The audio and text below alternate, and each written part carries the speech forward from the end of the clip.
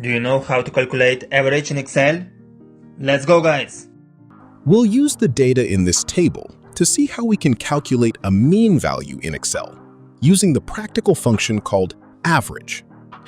Imagine you need to find out how many sales per quarter, but also per employee, were made on average throughout the last year. As you already know, we must start with clicking on the cell where we want the result to appear. In this case, we'll use the cell G3. Here, we'll get the average value of the number of sales John made for all 4 quarters.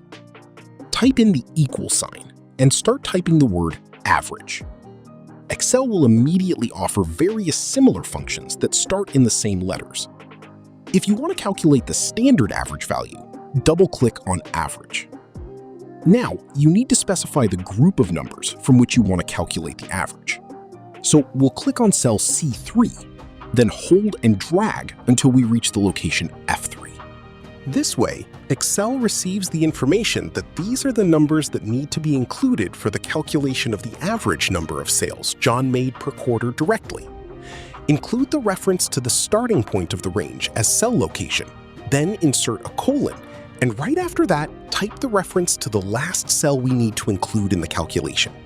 Once done, press Enter and have a look. The function helped us calculate the average number of sales John made per quarter. Actually, we would come up with the same result if we summed up the figures of John's sales for all quarters and then divide the total with the quarter count, which is 4.